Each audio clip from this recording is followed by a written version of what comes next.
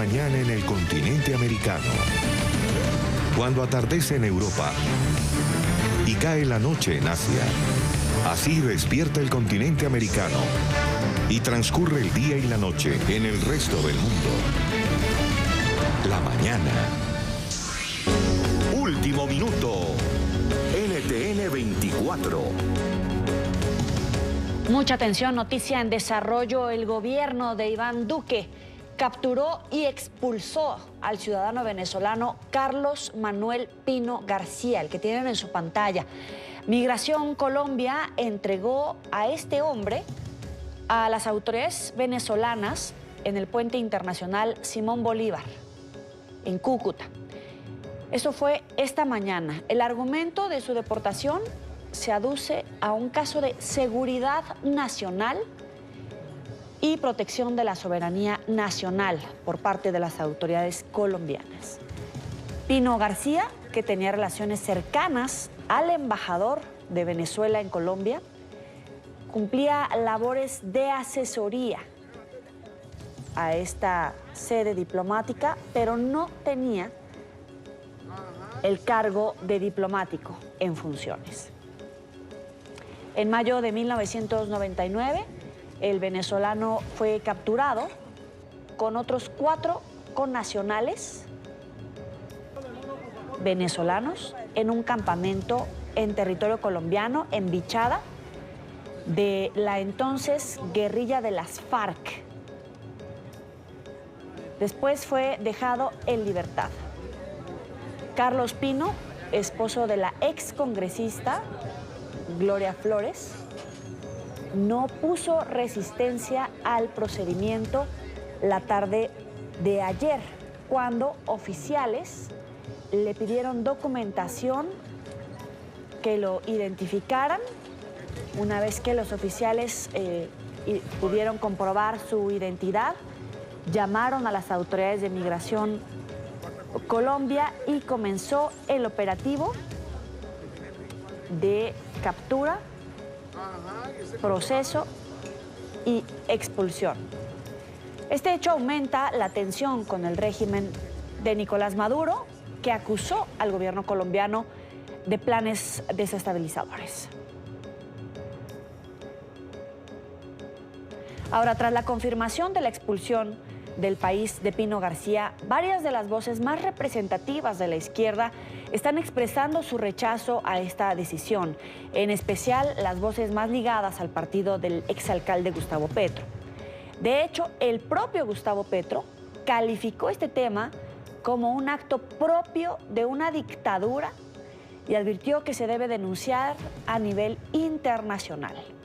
En esta misma línea continuó la representante y ex candidata vicepresidencial del petrismo, Ángela Robledo, quien llamó a la Defensoría del Pueblo de Colombia para que se siga el caso, el debido proceso y vigile el respeto de los derechos humanos de Pino y de su familia, toda vez que este hombre no pudo entrar en contacto con su esposa, con su familia, durante el procedimiento legal que aplicó la autoridad colombiana hasta su deportación.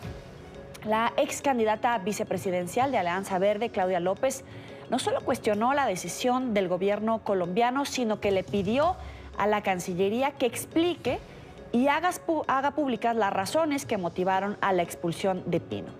Por el partido FARC también hay pronunciamiento. El senador Carlos Lozada afirmó que es un hecho repudiable y una evidente provocación. Son las voces de la izquierda colombiana reaccionando a esta noticia en desarrollo, esta deportación de este ciudadano venezolano casado, viviendo desde hace por lo menos 18 años en territorio colombiano, con familia colombiana. Y después de esta expulsión que se ha hecho contra este ciudadano venezolano, después de que la Cancillería haya aducido motivos de seguridad nacional, este hombre no podrá ingresar a Colombia durante los próximos 10 años. Lo que ha hecho Iván Duque expulsando y prohibiendo la entrada de Carlos Pino por 10 años es un atentado contra la vida de colombianos como Gloria Flores y su hijo. Es un atentado contra la Colombia humana y es propio de dictaduras. Señor Canciller Carlos Solmes Trujillo, ¿qué justificación tiene la Cancillería para deportar a Carlos Pino, funcionario venezolano, esposo de una ciudadana colombiana y padre de un niño colombiano? Rechazamos detención de Carlos Pino, funcionario de la Embajada venezolana en Colombia. Este hecho repudiable es una evidente provocación. Como partido FARC hemos llamado por el bien de colombianos y venezolanos a mantener relaciones y preservar la paz en el continente. Ahora sí, en minutos, la Migración Colombia ofrecerá una conferencia de prensa para explicar el proceso de expulsión y la razón de la captura del ciudadano venezolano Carlos Pino García. Estamos en el lugar de la noticia, en cualquier momento vamos a ir con esa noticia en desarrollo. Por ahora les doy la bienvenida a la mañana de NTN 24. Soy Yoli Ramírez, los vamos a acompañar para que usted se informe en estas primeras horas del día. Vamos con las noticias hasta el momento. El Senado de Estados Unidos aprobó un proyecto de presupuestos a corto plazo con el que se evitaría un cierre parcial administrativo durante las fiestas de fin de año. El proyecto no incluye los fondos que demandó el presidente Donald Trump para la construcción del muro con México. Impulsado por los republicanos y pactado con los demócratas, contempla fondos para financiar la administración durante 7 semanas a partir de la medianoche del viernes hasta el próximo 8 de febrero. Se espera que Cámara de Representantes apruebe el proyecto este jueves para que Trump pueda así rubricarlo. Y Estados Unidos comenzó a retirar sus tropas de Siria, donde hay alrededor de 2.000 militares desplegados. Por medio de este video, el presidente Donald Trump hizo el anuncio en el que proclamó la derrota del grupo terrorista Estado Islámico en territorio sirio. El mandatario destacó que la Unión Americana seguirá colaborando con socios y aliados para derrotar a la organización extremista donde quiera que opere. Y el presidente de Rusia, Vladimir Putin, se mostró de acuerdo con su homólogo estadounidense, Donald Trump, en que el autodenominado Estado Islámico ha sido derrotado en territorio sirio. Sin embargo, el mandatario ruso dijo que era escéptico sobre una retirada del ejército de la Unión Americana de Siria. Argumentó que Washington había reiterado que saldría de Afganistán, pero aún mantiene presencia en ese lugar. La crisis en Nicaragua cumple 8 meses. Grupos opositores, cada vez más acorralados por el régimen, convocaron nuevamente a una huelga nacional de 24 horas. Hoy es la cita. Organizaciones sociales y detractores de Daniel Ortega exigen la salida del poder del presidente, de su esposa y vicepresidenta Rosario Murillo. Se trata del 4º paro en el país centroamericano desde abril, cuando iniciaron las protestas antigubernamentales, que de acuerdo con organizaciones defensoras de los derechos humanos ha dejado más de 500 muertos y alrededor de 600 detenidos. La convocatoria llama a la población a abstenerse de realizar compras e incluso de trabajar o estudiar como parte de la campaña Navidad sin presos políticos. Exigir la salida del poder del presidente Daniel Ortega y de su esposa y vicepresidenta Rosario Murillo. Este es el objetivo de la convocatoria a una huelga ciudadana en Nicaragua por parte de la Unidad Nacional Azul y Blanco. La medida tendrá lugar este jueves 20 de diciembre y durante 24 horas. Llamamos a todos los sectores empresariales, comercios formales y ciudadanía en general a parar el país este 20 de diciembre y exigir la salida del régimen. El paro nacional busca además la liberación de los llamados presos políticos, que suman más de 600, y justicia para las más de 300 víctimas mortales que dejó la represión. La convocatoria coincide con la más reciente ola de represión contra organizaciones no gubernamentales y medios de comunicación críticos con el gobierno, que además han alentado manifestaciones contra el régimen de Ortega en otros países de la región. Este es el 4º llamado a paro nacional en el país desde el pasado 18 de abril, cuando se iniciaron las manifestaciones contra las políticas de Daniel Ortega. Los 3 anteriores tuvieron como objetivo obligar al gobierno a permitir la presencia de la Comisión Interamericana de Derechos Humanos, mostrar el rechazo a la celebración anual sandinista conocida como el repliegue y presionar por la libertad de los presos políticos. Mientras tanto, el régimen de Daniel Ortega canceló arbitrariamente el permiso de trabajo a 2 misiones auspiciadas por la Comisión Interamericana de los Derechos Humanos. Se trata del Mecanismo Especial de Seguimiento de Nicaragua y el Grupo Interdisciplinario de Expertos Independientes. En el caso de la MENESI, el objetivo en suelo nicaragüense era dar seguimiento a las recomendaciones del informe preliminar y final de la CIDH, que, entre otras exhortaciones, llamaba al régimen sandinista a cesar la represión en todas sus formas contra ciudadanos, desmantelar los grupos paramilitares, esclarecer los crímenes de la masacre y garantizar el respeto a los medios de comunicación independientes. La CIDH está absolutamente comprometida con los derechos humanos en Nicaragua y en todos los países miembros de la CIDH. La CIDH y su mecanismo especial de seguimiento, que es el MECENI, no van a dejar de monitorear la situación como lo venían haciendo. Lo vamos a monitorear a través de otros mecanismos. Nos vamos a ir a Washington, todos los miembros del MECENI que estamos aquí, y de allí vamos a continuar con nuestro trabajo, que es el de darle seguimiento al cumplimiento de todas las recomendaciones que la CIDH le hizo al gobierno en su oportunidad. Saludamos en Nicaragua a Dolly Mora, miembro de la Unidad Nacional Azul y Blanco. Buenos días, bienvenida a la mañana de NTN 24. Buenos días, muchas gracias por el espacio. Quisiera que nos explicara en qué consiste la actividad que se va a realizar el día de hoy. Le están pidiendo a la gente que se abstenga de ir a trabajar, de ir a la escuela, de realizar compras, un paro completamente en el territorio nicaragüense. Sí, desde la Unidad Nacional Azul y Blanco, el día de hoy, ante la ola de represión que hemos vivido ya desde hace 8 meses, con toda esta insurrección que inició el 18 de abril, y además de los últimos acontecimientos del día de ayer, que no nos sorprenden, ¿verdad?, viniendo del gobierno de Daniel Ortega y Rosario Murillo, la suspensión y la expulsión de los mecanismos MECENI y GIEI, miembros de la CIDH, pues la Unidad Nacional Azul y Blanco hace días convocó a una huelga ciudadana, a un paro ciudadano. Esto como una de las formas más extremas de resistencia ante la falta de poder salir a la calle, porque ya sabemos que también salir a la calle o marchar no nos han permitido, y si salimos sabemos que la represión contra las marchantes y los marchantes puede ser letal. Entonces hemos hecho este llamado el 20 de diciembre en el marco de la campaña Una Navidad sin presos políticos, un diciembre en libertad, a un paro de consumo en el que le invitamos a la gente a no generar ningún tipo de ingreso, no hacer ningún tipo de consumo, no trabajar. Si todavía hay estudiantes, sobre todo universitarios, que no se presenten a las universidades, no hacer uso de los servicios públicos ni del Estado. Y bueno, arrancamos hoy con esta huelga ciudadana.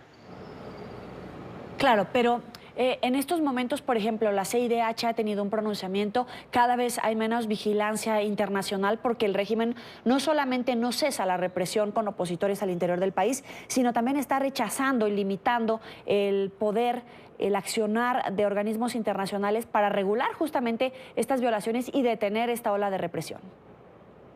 Y no solo los organismos internacionales, también el Centro Nicaragüense de Derechos Humanos fue despojado de su personería jurídica. Inclusive ayer Gonzalo Carrión y la doctora Vilma Núñez fueron acusados de un acto criminal que sabemos que es absolutamente falso. Evidentemente los canales cada vez se cierran más en Nicaragua, pero desde la Unidad Nacional Azul y Blanco y las distintas expresiones territoriales seguimos haciendo resistencia de forma cívica y de forma pacífica. También la presión internacional, por ejemplo el caso con Argentina y muchos otros países que han denunciado la violación a derechos humanos en Nicaragua, sabemos que se va a intensificar, además de las sanciones que el gobierno de Estados Unidos está ejecutando. Estamos esperando la firma de parte del presidente Donald Trump de la ley Magnitsky-Nikaa. Eso puede generar también ciertos canales y esperemos que el gobierno demuestre cierta voluntad política para darle una salida a esta crisis lo más pronto posible, que solo nos ha dejado muertos y más de 600 jóvenes, en la mayoría de presos políticos y presas políticas. En estos 8 meses, ¿han sentido que el gobierno de Daniel Ortega ha cesado, ha tomado en cuenta las peticiones de la oposición, o por el contrario, cada vez ven más difícil el regreso a una situación de orden democrático y de respeto a derechos humanos? Sí, la represión ha sido en distintos niveles. En los primeros meses de lucha, cuando estaban las expresiones en las calles, los tranques, las tomas universitarias, el gobierno respondió con violencia directa de parte de la Policía Nacional y sus grupos paramilitares. Hoy las formas de represiones son distintas al cerrar los espacios, las organizaciones, despojar de personería jurídica, dar persecución a activistas y defensoras y defensores en particular. Pero esperamos ejercer cierta presión, y el tema de la presión internacional es importante para que Daniel Ortega sepa que es momento de que él demuestre voluntad política, de que el gobierno de él y de Rosario Murillo demuestre voluntad política, porque si no, cada vez los canales se van a cerrar más. Y nosotros no queremos que esto desemboque en una guerra civil. Venimos de una lucha armada en los años 80 y hemos sostenido que nuestra lucha y nuestra protesta es cívica, es pacífica, es por buscar la libertad de este país, y esperamos que ellos en verdad demuestren en algún momento de estos meses regresar a la expresión del diálogo o a alguna salida negociada para esta crisis. Tú, en verdad, quisiera que me ayudaras a hacer un cálculo. ¿Ves cerca la posibilidad, o por lo menos real la posibilidad, de una guerra civil? Porque hemos escuchado a otros opositores decir justamente que están tratando de alejarse de ese camino, porque eso es lo que quiere el régimen de Daniel Ortega. ¿Qué tan cerca y qué tan real es esta posibilidad de una guerra civil? Es una posibilidad. Hemos hecho algunas contenciones porque sabemos que hay presiones de la gente, y eso no lo puedes evitar, que ante la desesperación y ante el cierre de los canales puede ser una salida, y sabemos que hay mucha gente que tiene esta experiencia, al igual que el gobierno, y hacia donde nos quiere orillar, y quiere orillar a la gente. Entonces nosotros seguimos haciendo este tipo de expresiones, como la huelga del día de hoy, que muestren y que ejerzan cierta presión sobre el gobierno de Daniel Ortega, y vamos a seguirlo haciendo. Para nosotros la salida armada no es una posibilidad. Nuestra comunidad nacional, nuestro llamado es a una lucha cívica, a una lucha pacífica, y desde la presión internacional también ayudar a que el gobierno, evidentemente con lo que hizo ayer con la CIDH y con todas las cosas que ha ido haciendo esta última semana, este gobierno sabe que solamente se hunde más, y cada vez se aísla más internacionalmente. Entonces esperamos que Daniel Ortega y que Rosario Murillo en verdad escuchen el clamor del pueblo ante una salida negociada, porque no solo la oposición y el pueblo azul y blanco se ve afectado, también los propios trabajadores del Estado se ven afectados, y sabemos que hay mucho descontento dentro de los trabajadores del Estado. Entonces ellos van a tener que en algún momento, y esperemos que sea pronto, sentarse a tratar de encontrar una salida negociada. Es Dolly Mora, miembro de la Unidad Nacional Azul y Blanco. Gracias por acompañarnos aquí en la mañana de NTN 24. Avanzamos. El régimen de Daniel Ortega pasa de la represión a la estigmatización de los medios de comunicación independientes. Ahora la primera dama, Rosario Murillo, llamó traidor y vendepatria al director del diario Confidencial, Carlos Fernando Chamorro. Este ataque se suma al asalto a las oficinas del rotativo y la posterior agresión a los periodistas por parte de la policía orteguista.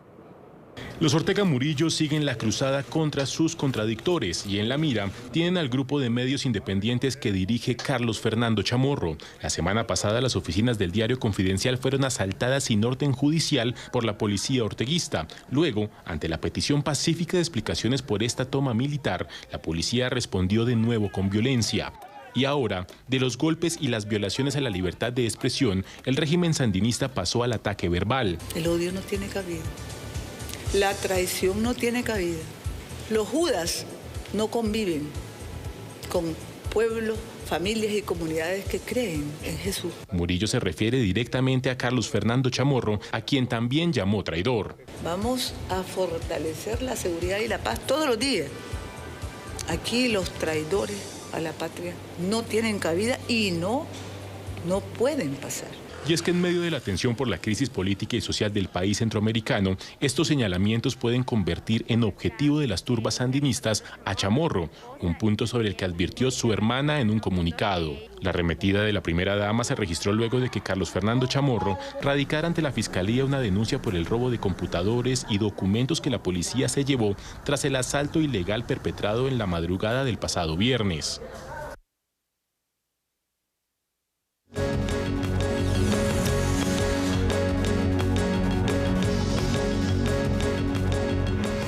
Vamos a retomar la noticia en desarrollo, el motivo de un nuevo episodio de tensión, del incremento de la tensión entre Colombia y Venezuela. El gobierno del presidente colombiano Iván Duque capturó y expulsó al ciudadano venezolano Carlos Manuel Pino García, el que tienen en su pantalla. Migración Colombia entregó a este hombre a las autoridades venezolanas esta madrugada en el puente internacional Simón Bolívar en Cúcuta, argumentando que su expulsión se aduce a un caso de seguridad nacional y protección de la soberanía nacional. Pino García, que tenía relaciones cercanas al embajador de Venezuela en Colombia, cumplía labores de asesoría sin ser diplomático en funciones. Vamos a escuchar al director de Migración Colombia, Cristian Kruger. La deportación tiene una primera instancia y una segunda instancia, y también tenemos medidas de expulsión. Este es un caso en el que vamos a hablar el día de hoy de expulsión. Es uno de los más de 1.500 expulsiones que hemos adelantado este año. Es muy importante mencionar esto. Esto es un caso rutinario, es un caso que siempre lo fundamentamos en información enviada de otras instituciones, y con base en esa información que nos mandan otras instituciones autorizadas, nosotros tomamos esta clase de decisiones. Segundo, respaldar la decisión que tomó el director de la regional andina, el doctor Henry Corredor. Fue quien suscribió esta expulsión el día de ayer, y estamos respaldando esta decisión del señor Henry Corredor.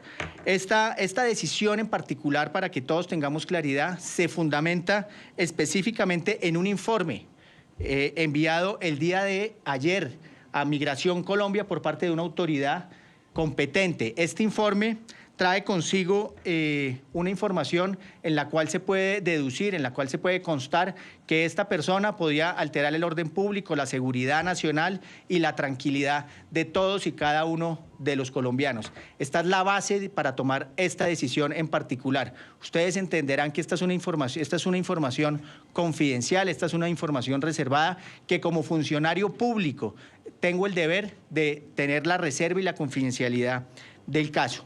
El señor, para dar claridad también a los medios de comunicación, que muchos han manifestado a la opinión pública que lo sacamos de la casa, no lo sacamos de la casa. Fue en vía pública, específicamente en la carrera 25 con calle 40, donde el día de ayer un policía, por estar mal estacionado el vehículo del señor Carlos Manuel Pino, lo abordó, nos llamó a nosotros e hicimos efectiva la medida de expulsión de este ciudadano extranjero.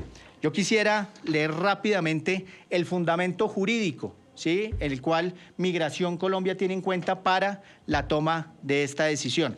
Es un artículo que está en el decreto 1067, ojo, 1067 del 2015, el cual establece, entre otros aspectos, voy a leer lo más importante.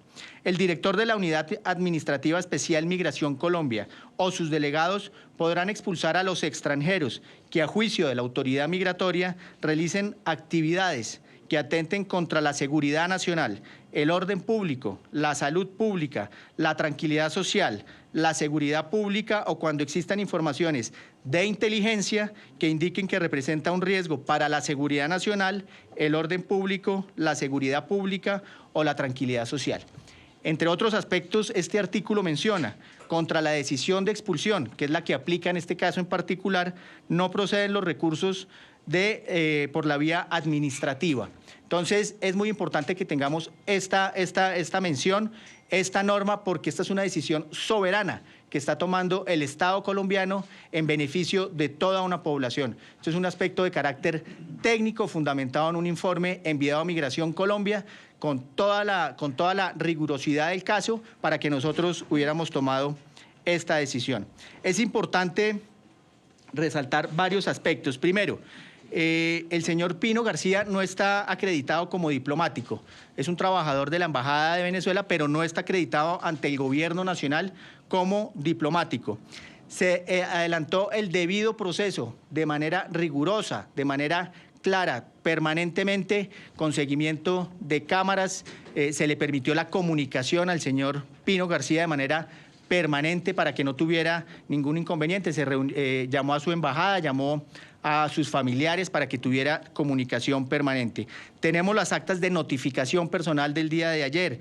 Llamó a su consulado. Tenemos un acta de buen trato de esta persona, precisamente en el marco de la garantía de los derechos humanos de esta persona. Se le garantizó en todo momento un buen trato y el trato digno frente a todo este procedimiento.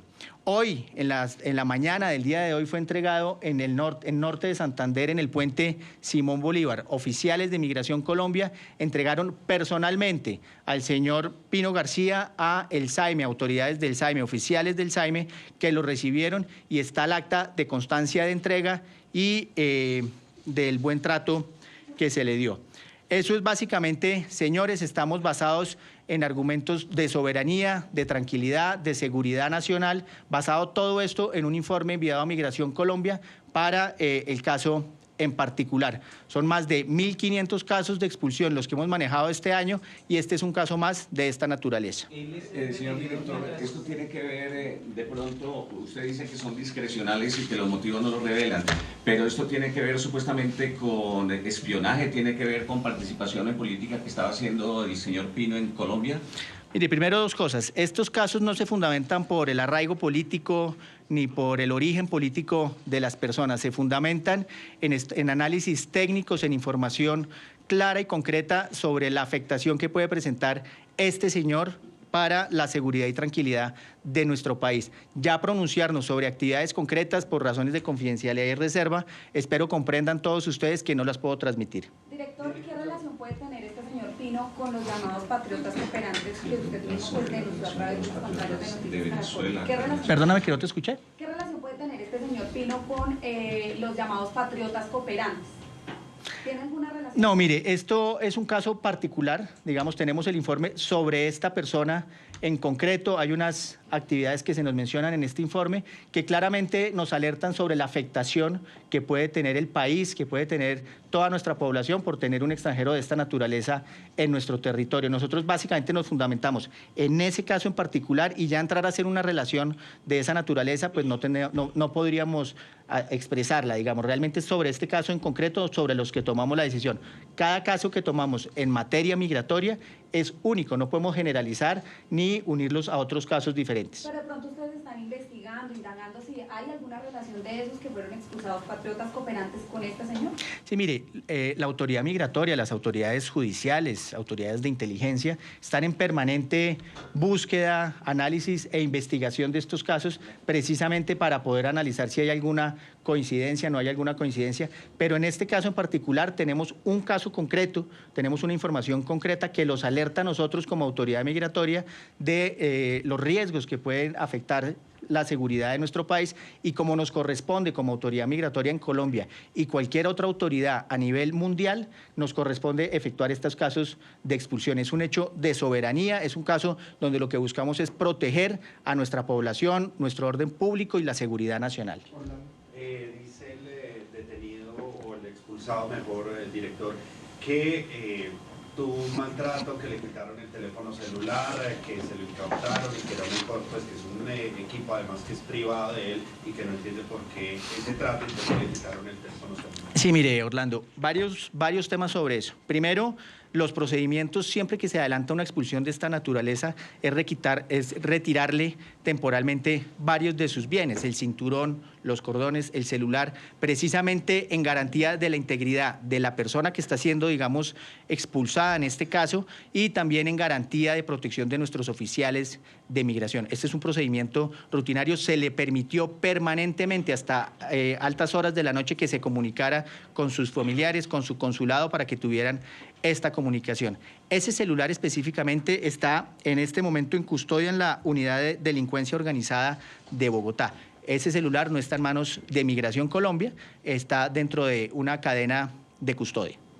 De acuerdo con la versión, lo que se dice es que él fue detenido en vía pública porque estaba mal parqueado y cuando se le requiere ya se puede luego a llamar a Migración para su expulsión. Si se tenía información, ¿por qué no fue expulsado antes? Pero digamos, ¿por qué, digamos, esperó ese momento? ¿O cuál fue el...? Mire, aquí todo fue un ejercicio claramente coordinado. Nosotros procedimos una vez tuvimos la información que nos enviaron de las otras instituciones. En este caso en particular, el día de ayer nos fue entregado este informe, ¿sí? Que daba fe de las actuaciones que estaba haciendo este señor en nuestro territorio. Con base en eso, actuamos inmediatamente, no lo dejamos pasar ni un solo día, actuamos de manera inmediata, de manera coordinada, para adelantar este proceso de expulsión y garantizar la tranquilidad pública, la tranquilidad social, la seguridad nacional de todos y cada uno de nosotros. ¿Y no tiene procesos aquí penales en Colombia? O sea, la propiedad de mi fiscalía, mi otra policía, DIJÍN, está adelantando con investigación donde le vinculen a él que pueda ser judicializado en Colombia. Mire, primero resaltar que esto es un tema de carácter administrativo. Las sanciones que se imponen, las medidas que se imponen desde el punto de vista migratorio no son penales, son administrativas. Nosotros como autoridad migratoria no podemos esperar que curse todo un proceso y que se ponga en riesgo la seguridad de un país o se pueda presumir la afectación de la seguridad de un país. A nosotros como autoridad migratoria nos corresponde de manera discrecional adelantar estos procedimientos en beneficio de toda la población. Si no lo hacemos, estamos dejando que una persona pueda poner en riesgo, pueda afectar la seguridad de todo un país. Esta información que fue recibida por ustedes y que motiva precisamente esta expulsión, ¿es entregada por algún organismo de inteligencia, por el Ministerio de Defensa? ¿Quién es el que se los entrega? Y segundo, esta persona ya había sido expulsada de Colombia por presuntamente tener vínculos con las FARC. ¿Se tiene alguna información sobre eso que nos pueda ampliar? Sí, mire, primero, pues este es un informe enviado por una autoridad colombiana, efectivamente, que tiene todas las facultades para enviar esta clase de informaciones y nosotros proceder sobre el particular. Esta persona sí tenía algunos antecedentes en el año 99, tenía algunos hechos del año 99, estaba en el país, tenía su visa correspondiente, no estaba acreditado como de la representación diplomática en Colombia, era una persona, era un extranjero que estaba acá, tenía su visa de residente, se procedió con la cancelación de la visa, con la cancelación de su cédula de extranjería con base en el informe que otra institución debidamente facultada para ellos nos lo envió. No puedo entrar a los detalles del informe precisamente porque tengo el deber como funcionario público de garantizar una confidencialidad y reserva de esta información, pero tengan la plena claridad que hay un informe bien fundamentado para la toma de esta decisión que estamos haciendo el día de hoy. Director, acaba usted de decir que no pueden revelar, digamos, lo que contiene ese informe hasta el momento, pero sí sería importante que pudiéramos dar claridad a la opinión pública. ¿Quién envía ese informe? O sea, exactamente la Fiscalía, el Ministerio de Defensa. Esto para darle también un parte de tranquilidad a las personas que están diciendo que de manera arbitraria se expulsó a esta persona. Y a eso también me refiero con el tema, usted denuncia que no se puede dar ahora detalles, pero ¿cuándo Colombia va a conocer si hay documentos, imágenes, videos, interceptaciones que comprueben que realmente Carlos Pino estaba realizando espionaje en Colombia o está atentando contra la soberanía? Sí, mire, primero resaltar y recordar a todas esas personas que están preocupadas que también sería positivo que se preocuparan por los más de 50 detenidos que hay en Venezuela, ¿sí? Colombianos, connacionales. No se nos puede olvidar eso. Sería interesante que esas personas que están tan preocupadas se preocuparan igualmente por nuestros hermanos colombianos que están detenidos en Venezuela. Adicionalmente, que también que se preocuparan por esas expulsiones masivas que se hicieron en el año 2015. Más de 22.000 colombianos fueron deportados de manera masiva en el año 2015 y que no se nos olvide, a ellos se les ponían bolsas negras en la cara y se sacaban hacia la frontera colombiana y que no se nos olvide que estas personas, los colombianos que vivían en frontera les estaban marcando las casas para revisar y destruir sus casas. Yo quiero pedirle a la opinión pública que no podemos olvidar eso. Este caso que estamos hablando del día de hoy es un caso el cual está debidamente fundamentado. Es una información enviada por una entidad de inteligencia, la cual me reservo el nombre porque no está en mi facultad ni en mis funciones revelarlo. Ya será esa institución quien lo divulgue si lo considera necesario. Yo como funcionario público tengo un deber de reserva, tengo un deber de confidencialidad sobre esa información que me enviaron. No tengo la posibilidad de enviar esos videos, de enviar esos audios que se lleguen a tener porque no es competencia propia de Migración Colombia. Nosotros lo que hacemos básicamente es proceder con base en un informe confidencial, con base en un informe reservado y con base en eso, confiando en las instituciones de nuestro país, es que procedemos con la expulsión de este ciudadano extranjero. Doctor, usted dice que él estaba presuntamente pues como poniendo en riesgo la seguridad del país. ¿Cómo una persona como él puede poner en riesgo la seguridad de Colombia, por ejemplo? Sí, ahí precisamente el informe reservado y confidencial establece cómo se puede poner en riesgo la seguridad de un país. Yo creo que no en este caso en particular, lo estamos viendo a nivel mundial, las afectaciones que una sola persona puede traer a la seguridad de un país. Lo hemos visto en Estados Unidos, lo hemos visto en países europeos, lo hemos visto en muchos países. Entonces, este tema de seguridad nacional puede ser por una sola persona, puede ser por un grupo de personas, pero lo que no podemos permitir es precisamente que queden en nuestro país y las autoridades no adelanten los procedimientos que le correspondan. Nosotros como autoridad migratoria le garantizamos todo un proceso a este señor, todos los protocolos, el acta de buen trato, la comunicación, la notificación que fue el día de ayer. Hoy se hizo efectiva como jurídicamente se debe hacer y eso es lo que estamos haciendo en Migración Colombia para garantizar la tranquilidad, el orden público, la seguridad social, la tranquilidad de todos y cada uno de los colombianos. Y hablando de esa manera global, ¿cómo en qué cosas se podría poner en riesgo que haya pasado, digamos, en otros países? ¿Cuáles cosas que un extranjero pueda poner en riesgo de esa manera en la seguridad del país? No, yo creo que no hay necesidad de recordar, no hay necesidad de establecer o recordarlos. Yo creo que si miramos las afectaciones de una sola persona a algún país, pues podemos encontrar cómo se puede afectar la seguridad de cualquier país. No puedo entrar a los detalles de este caso en particular, espero comprendan que eso es una información reservada y confidencial y no puedo entrar a revelar esa información porque estaría en curso en una causal disciplinaria y penal al momento de revelarla. Señor director de Migración, en este caso, si está implicado un funcionario venezolano que trabajaba con la Embajada de Venezuela en Colombia, se podría pensar que también hay otros casos de funcionarios venezolanos que podrían estar implicados y que de pronto por tener inmunidad diplomática no pudieron ser detenidos, porque parece ser que el asunto es muy grave, la expulsión de 10 años, y que aquí podría haber no el conjunto de una sola persona, sino desde la propia Embajada de Venezuela. Sí, mire, primero el señor Carlos Manuel Pino García no tenía inmunidad diplomática. Aquí tenemos una certificación de la Embajada de la República Bolivariana de Venezuela en Colombia, donde consta que él no tenía inmunidad diplomática. Este es un caso particular, pero sí tengan la plena claridad que cualquier extranjero, venezolano de cualquier nacionalidad, que venga a afectar la seguridad nacional de Colombia, que venga a afectar nuestra tranquilidad, nuestro orden social, va a ser expulsado, se le aplicará la máxima medida sancionatoria, en este caso desde el punto de vista de inmigración, la expulsión, que además trae consigo 10 años de prohibición de ingreso a nuestro país y adicionalmente después de esos 10 años, si quiere ingresar a Colombia, tendrá que ingresar con una visa. Por eso, pero él no decía órdenes de la Embajada de Venezuela, su caso no está relacionado con el gobierno del presidente Nicolás Maduro. Sí, mire, primero, pues resaltar y recordar nuevamente que la información es confidencial y reservada. Yo tengo la obligación de proteger esa información. Lo que sí les puedo decir es que hay un informe bastante importante sobre todo este proceso que se hizo por parte de la institución correspondiente, que fue enviado a Migración Colombia y que con base en eso no podemos permitir que extranjeros en Colombia estén adelantando esa clase de actuaciones que pongan en riesgo nuestra tranquilidad. Vamos a ir con las dos últimas preguntas. Comenzamos a legalmente ya digamos una parte que bueno, va a ser expulsado 10 años, no pueden ingresar al país.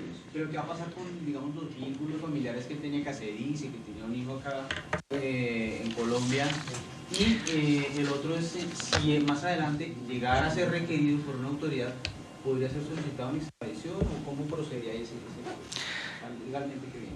Perfecto. Frente a las dos preguntas. Entonces, lo primero, frente al tema de la unidad familiar, ¿sí? Aquí no se le está impidiendo la reunificación familiar. Tranquilamente la familia puede ir a visitarlo a su país, al país de origen del extranjero. Lo que no podemos permitir es que por una persona se ponga en riesgo todo un territorio. Aquí estamos velando por el interés general, por la tranquilidad de todo un país. Nosotros a la persona en ningún momento le estamos prohibiendo esa unión familiar. Claramente su esposa, sus hijos pueden estar con el señor en su país de origen, ¿sí?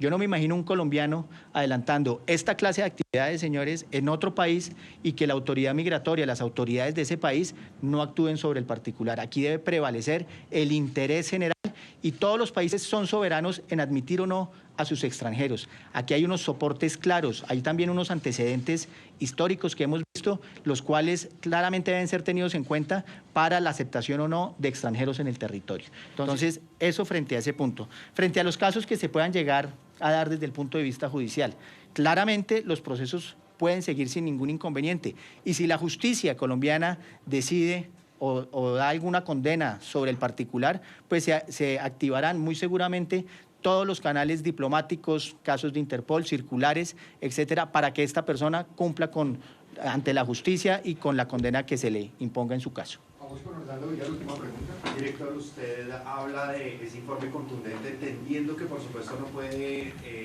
revelar los detalles de ese informe, pero sí se ha referido usted a audios y videos que contendría ese informe con información precisa sobre las actuaciones de esta persona que pondrían en riesgo la seguridad nacional. Mire, primero yo tengo un informe, ¿sí? A mí no me corresponde tener ni los audios ni los videos porque no es competencia propia de migración adelantar actividades de inteligencia, y en esto tenemos que ser muy claros. Nosotros no adelantamos actividades de inteligencia, nosotros nos envían una información y con base en esa información, con el artículo que les leí, debidamente reglamentado este procedimiento, debidamente encuadrado en el marco legal colombiano, nosotros procedemos con la expulsión como nos es debido.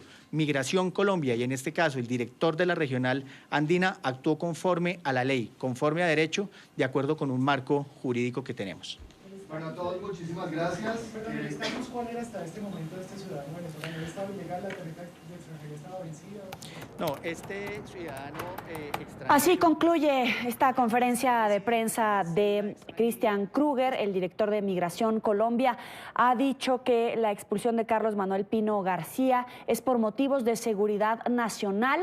Dice que tener un extranjero en esta situación representa un riesgo para la seguridad nacional en Colombia. Ha adelantado que su celular y pertenencias personales están en custodia de las autoridades en una investigación de delincuencia organizada. Ha dicho que esta medida de expulsión se tomó por un informe de inteligencia con base en un informe reservado que tendría audio y videos que sustentarían esta decisión legal. Se trata de una expulsión de carácter administrativo, no penal. En su momento las autoridades van a concluir este proceso contra Carlos Manuel Pino García, que no tenía inmunidad diplomática, por lo que procede su expulsión de manera legal y definitiva de territorio colombiano en 10 años, si es que este procedimiento legal no concluye en una sentencia condenatoria o no avanza esta investigación, podría ingresar a territorio colombiano a través de una visa que se otorgue posteriormente. El funcionario colombiano ha dicho que Carlos Manuel Pino García fue capturado en la vía pública, apegado a debido proceso, que tuvo contacto con su familia y la embajada venezolana hasta completar la expulsión, aclarando las notas de prensa colombiana que advertían que había sido capturado en su casa y que no había tenido contacto con su familia. El funcionario de Colombia, de Migración Colombia, Christian Kruger, dice que no fue así. Detenido en vía pública, tuvo contacto con su familia hasta que se completó la expulsión en territorio venezolano. Este hombre tiene antecedentes penales de 1999 y hay una investigación en curso por parte de autoridades colombianas, y con base en esas investigaciones las autoridades migratorias han decidido expulsarlo, y esa investigación continúa su curso, pero ya con este sujeto en territorio venezolano. Más adelante vamos a tener el desarrollo de esta noticia que incrementa la tensión entre las autoridades colombianas y venezolanas. Ahora, Carlos Pino es el esposo de Gloria Flores, excongresista del Partido de Izquierda Polo Democrático, y fue secretaria de gobierno durante la administración del exalcalde de Bogotá, Gustavo Petro. Flores emitió un comunicado tras la captura en el que denunció que fue una detención arbitraria. La excongresista agregó que las autoridades abordaron a su esposo cuando hacía un registro del vehículo. La mujer agregó que no les fue permitido un encuentro con Pino antes de su traslado a Cúcuta. Es un dicho que contradijo a Christian Kruger, que acaba de anunciar en esta conferencia de prensa que sí tuvieron contacto tanto con su familia, con autoridades migratorias venezolanas. Flores terminó el documento advirtiendo que hacía responsable, abro comillas, por la integridad de su esposo a las autoridades colombianas, y exigió el respeto de los derechos y debido proceso del señor Carlos Manuel Pino y los derechos de su hijo ante esta privación arbitraria de su libertad. Son las palabras de la esposa de Carlos Pino, Gloria Flores, aquí en territorio colombiano. Y en entrevista con la FM de RCN Radio, Gloria Flores aseguró que Colombia quiere utilizar a su esposo como un chivo expiatorio de las malas relaciones que mantiene con Venezuela. La excongresista negó que Carlos Pino adelantara actividades de espionaje para el régimen de Nicolás Maduro en territorio colombiano. FM conoce que su esposo habría estado haciendo tareas no autorizadas de inteligencia en Colombia, que sería un nexo del gobierno de Nicolás Maduro aquí en Colombia y que estaría también detrás de los disturbios de los campamentos de venezolanos en Engativá que se produjeron hace unos días atrás. ¿Usted le suena algo de esto? No, señora. Meto las manos en el fuego. Mi esposo en ningún momento ha estado en disturbios de los venezolanos. O sea, hablar en este caso de su esposo de espionaje. No, señora, por favor. Por eso estoy hablando seriamente, como esposa que conozco a mi esposo, sé lo respetuoso que es que mi esposo esté involucrado en ese tipo de cosas. Yo creo que lo que va a hacer Migración Colombia es usar el caso de mi esposo como un caso para afectar definitivamente unas relaciones entre dos países que tienen que tener las mejores relaciones del mundo. ¿Y con qué fin? ¿Por qué su esposo estaría siendo utilizado según para eso?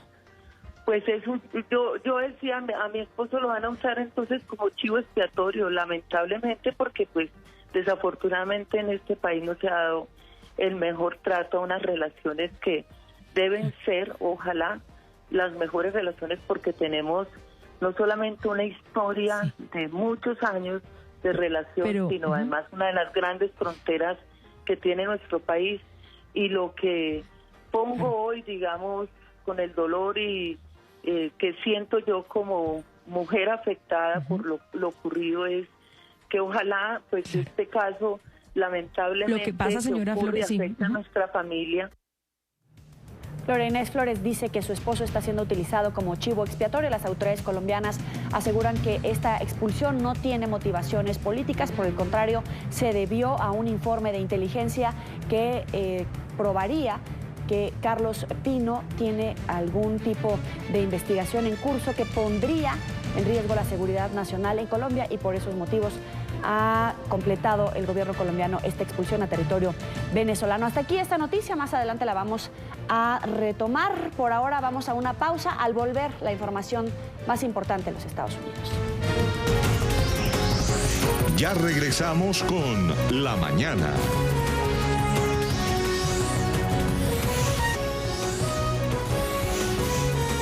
Continuamos con La Mañana.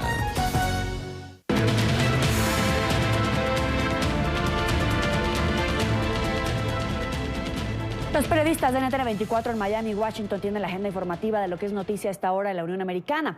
Fueron desestimados más de 80 cargos contra Brett Kavanaugh, el nominado de Donald Trump, acusado por varias mujeres de agresión sexual y que es ahora uno de los magistrados de la Corte Suprema de Justicia. Emiliana Molina desde Washington con la noticia. Muy buenos días, Emiliana, adelante. Buenos días. Asimismo, un grupo de jueces federales encargados de revisar estos más de 80 cargos contra Brett Kavanaugh, quien fue nombrado el pasado mes de octubre como miembro vitalicio a la Corte Suprema, han desestimado estos reclamos éticos en su contra. Múltiples de estas quejas incluyen alegatos de declaraciones falsas de Kavanaugh bajo juramento durante las audiencias del circuito de confirmación en 2004 y 2006 y durante la confirmación del Tribunal Supremo, cuando el magistrado se tuvo que defender ante legisladores por acusaciones de acoso sexual por varias mujeres. Sí, el problema aquí es que, bueno, luego de lo que hemos visto de la confirmación de Kavanaugh, a pesar de esta investigación sin estar completa, creo que la Corte Suprema de Justicia tiene que investigar mucho más a fondo lo que ha sucedido, pero necesitamos continuar e ir hacia adelante, porque la Corte Suprema de Justicia tiene que tener la responsabilidad de tomar lugar en esta investigación de forma apropiada, porque hubo violaciones de un caso quizás también en el Senado y en el Congreso.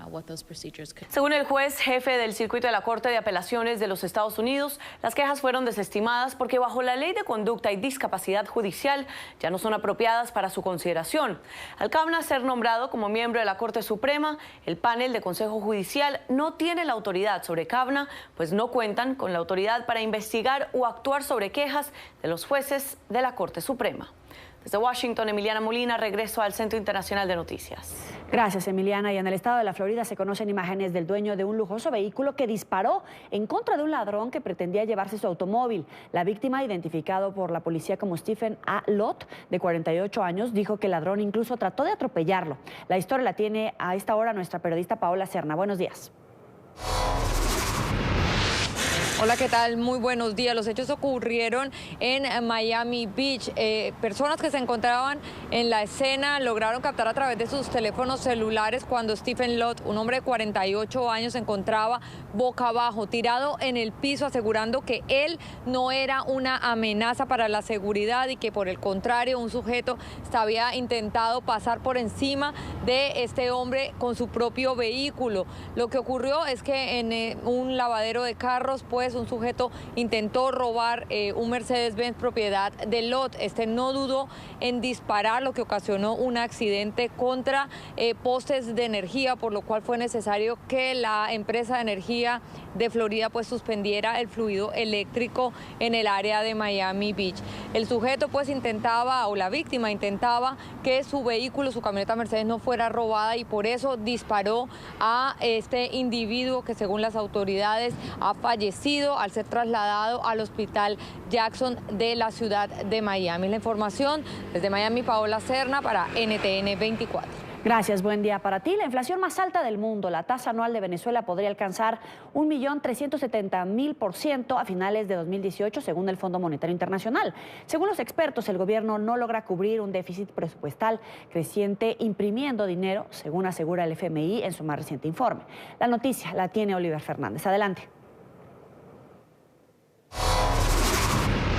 Buen día para ti, Joely, un placer saludarte desde Caracas. Hace 10, los expertos en materia económica han dicho que el gobierno de Nicolás Maduro sigue cometiendo los mismos errores. Ha aumentado el sueldo a los trabajadores 24 veces desde que tomó el poder. También el Banco Central de Venezuela ha sido acusado de imprimir dinero inorgánico cuando lo que se debe, según lo que dicen los economistas, es reactivar el aparato productivo del país para poder de alguna manera acabar con esta hiperinflación. Recordemos que el Fondo Monetario Internacional dijo que esta hiperinflación pudiera cerrar en más de 1.300.000 este año 2018, pero si el gobierno sigue cometiendo los mismos errores para el año 2019, pudiera incluso cerrar en más de 10 millones esta hiperinflación, lo que por supuesto ha traído resultados devastadores también para la empresa privada. Recordemos que desde que comenzó la llamada revolución bolivariana en Venezuela existían 12.500 empresas privadas. Hoy solo quedan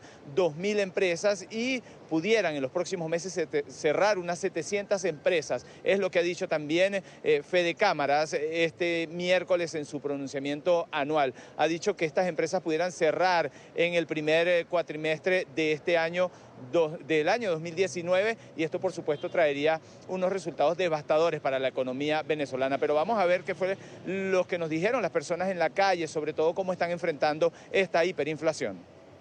La hiperinflación es uno de los mecanismos más perversos de empobrecimiento del ciudadano, y mientras la hiperinflación se mantenga en Venezuela, no solo se le está confiscando el poder adquisitivo del salario del trabajador, sino también se le está confiscando el poder adquisitivo del ahorro, que ya prácticamente no existe. Un pan de jamón es incomparable, o sea, ya la familia, de hecho, hasta para viajar y reunirnos todos en familia, ya eso es imposible. Todo está el triple de caro, ya uno no puede comprar nada, ni siquiera puede pintar la casa. Ya estas navidades, bueno, tenemos que sobrevivir.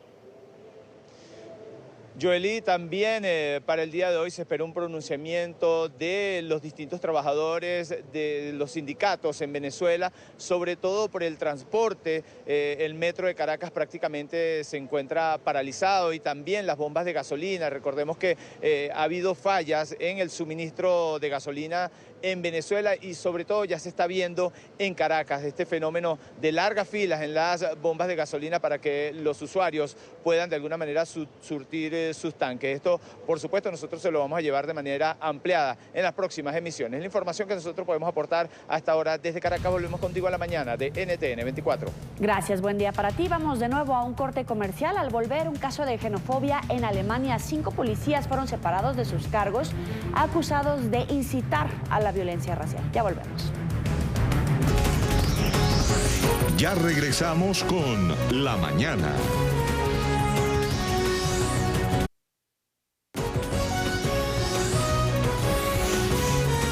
Continuamos con La Mañana. Cambio de postura del gobernador de Nueva York, Andrew Cuomo. Pidió la legalización de la marihuana para uso recreacional. Como parte de la presentación de su agenda para sus primeros 100 días de gestión, pidió al Congreso estatal que tramite la normativa a principios del próximo año. Destacó que la medida ahora es una de sus prioridades, pese a haberse opuesto en el pasado. En la Unión Americana, la ley federal prohíbe el cultivo, la venta y el uso del cannabis, pero el consumo recreativo ha sido legalizado en 10 estados. El primero fue Colorado, que lo hizo en 2014, y desde entonces le han seguido Alaska, California, Maine, Massachusetts, Michigan, Nevada, Oregon, Vermont y Washington.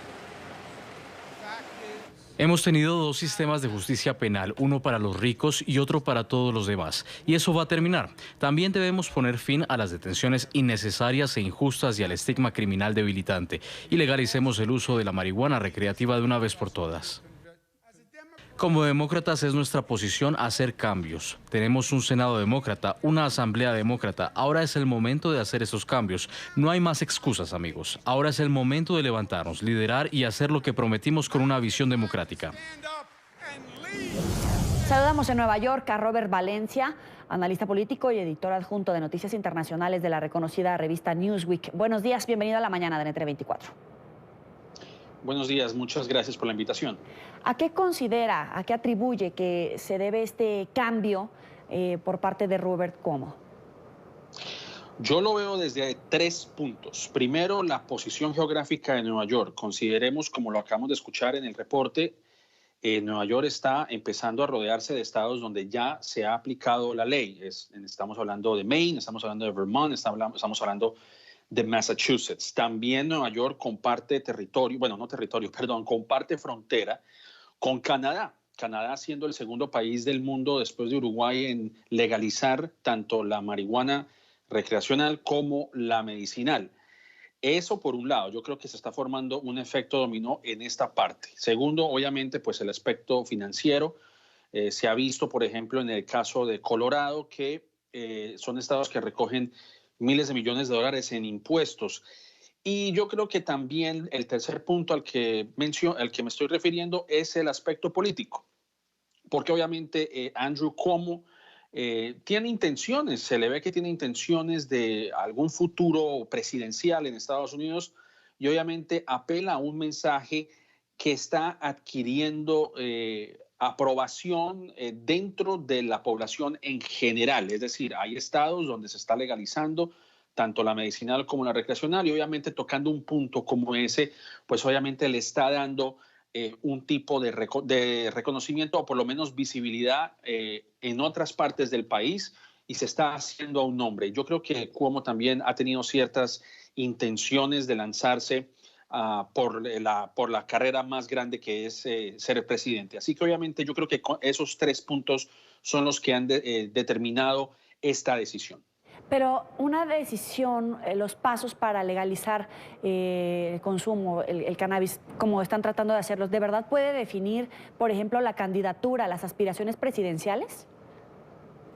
Bueno, como vuelvo y repito, yo creo que el tema de la legalización de la marihuana obviamente es un tema que está adquiriendo cierta notoriedad dentro de la población. Incluso estados tan conservadores como la Florida llegaron a aprobar la marihuana medicinal. Otro punto que yo también considero que es importante y que también está dentro del colectivo nacional es el sistema criminal. Como ustedes saben, el día de ayer el Capitolio aprobó una ley para una reforma a la justicia criminal.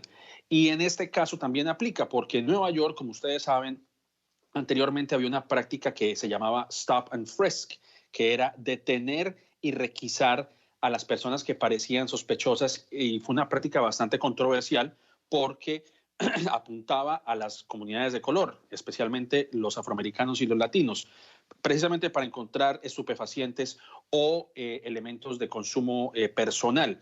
Y yo creo que al legalizar la marihuana aquí en Nueva York, por ejemplo, pues primero reduce las incidencias de detenciones arbitrarias, y más en un estado como Nueva York, que es un estado progresista, es un estado liberal a comparación de otros estados. Entonces, obviamente, es como se diría coloquialmente, matar dos pájaros de un tiro, porque está apuntando a la parte de la política sobre las drogas, está apuntando obviamente en el aspecto económico, pero también llega a la parte de la justicia criminal, en donde muchas personas consideran que hay que rebajar las penas, que hay que darle segunda oportunidad a aquellas personas que han sido encarceladas por portar una dosis mínima de marihuana.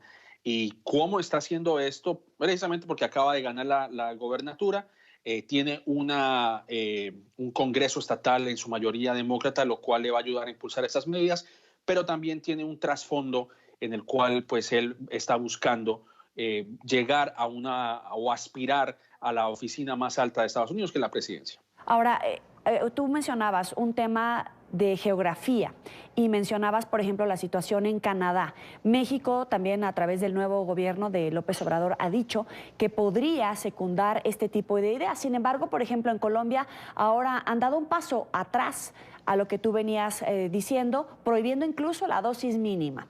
En este sentido, ¿hacia dónde va el mundo en términos de legalización de la marihuana?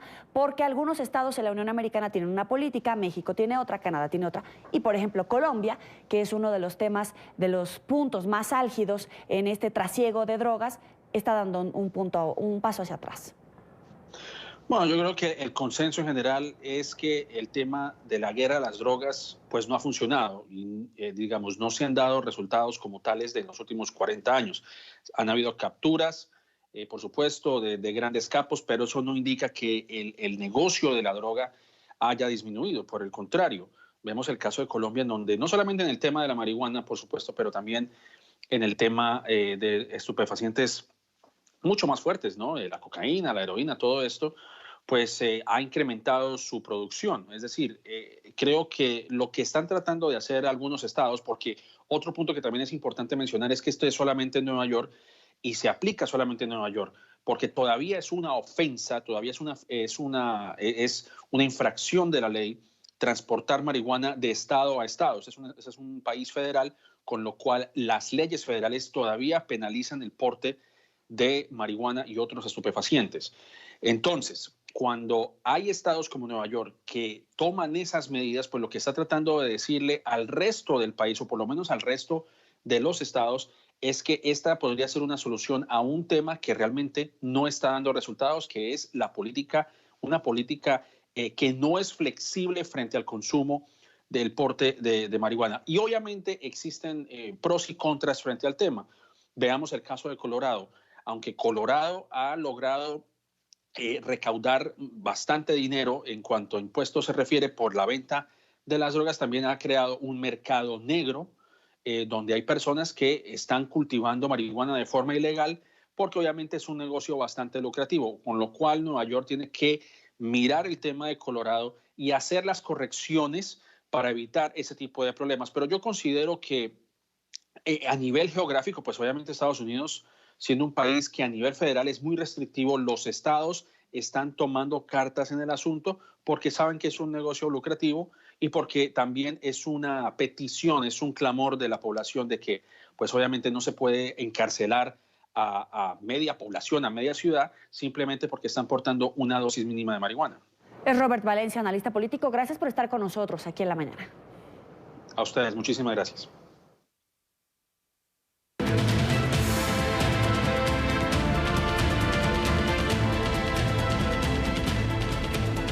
El jefe del gobierno español, Pedro Sánchez, y el presidente regional de Cataluña, Quim Torra, se reúnen a solas hoy en Barcelona. El encuentro sobre el que se había especulado los últimos días tiene lugar la víspera de la reunión del gabinete de Sánchez en Barcelona, a la que se oponen los grupos independentistas más radicales que han convocado movilizaciones para boicotearlo.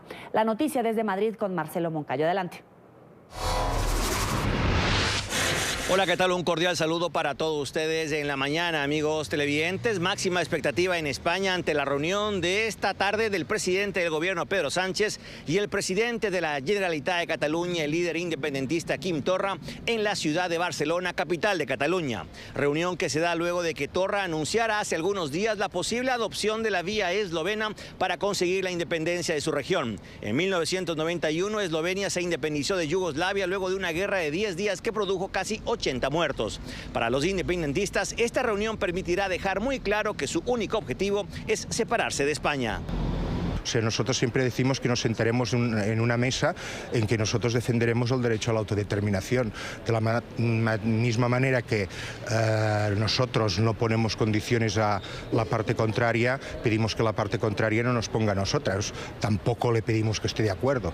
Nosotros consideramos que es una muy buena noticia que la gente hable, que la gente se reúna, que dos personas que representan tantas cosas pues se reúnan, porque lo normal era lo que venía pasando estos últimos años, ¿no? Que incluso la gente se vanagloriaba de no hablar con nadie. Así que positivo, aunque la verdad es que esperamos poco, sobre todo del PSOE y del gobierno.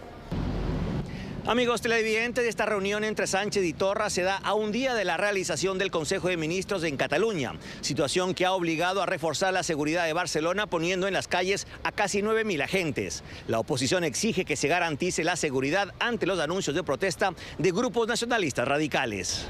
¿Qué le dice usted a los agentes de Mossos que se tienen que enfrentar a estos violentos mientras ustedes les justifican? ¿Qué les está diciendo?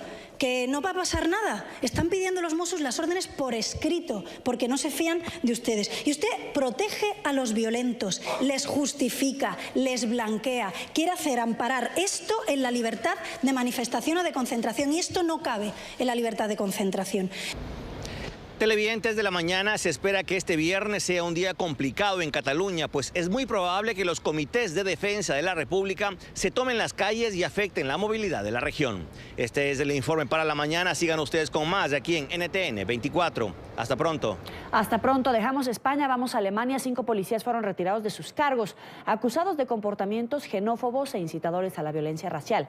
El caso de las amenazas a una abogada de derechos humanos que representa a las víctimas en un sonado caso contra una célula de extrema derecha acusada de asesinar a más de 20 personas ha despertado las alarmas en el país. Conectamos en Berlín con Juliana González, analista política de nuestra cadena aliada Deutsche Welle. Adelante, Juliana.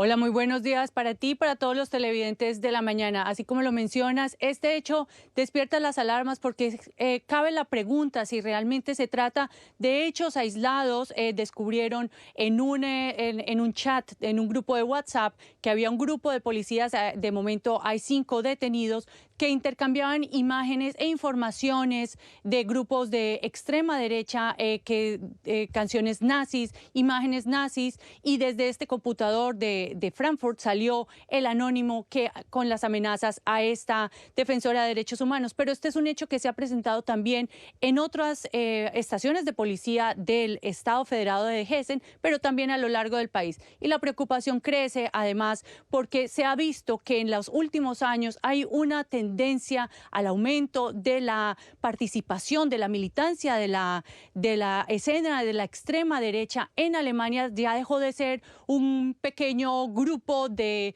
seres aislados que representaban, digamos, un 5% de la población, según los estudios y los análisis sociológicos, a convertirse en movimientos mucho más estructurados, con capacidad regional de trabajo y que se comunican, digamos, y difunden sus ideas a través de las redes sociales, pero también que hacen convocatorias a marchas masivas a través tanto de redes sociales como del WhatsApp. Y esto lo vimos, por ejemplo, en esas imágenes que recordaremos hablamos del mes de agosto, cuando en la ciudad de Chemnitz, en el estado de Sajonia, fue tomado por estas fuerzas de la extrema derecha.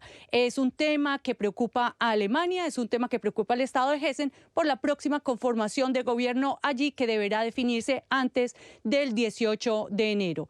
Así que esta es toda la información. Estaremos muy atentos a las medidas que se tomen para contrarrestar estos movimientos. Sigan ustedes en el estudio.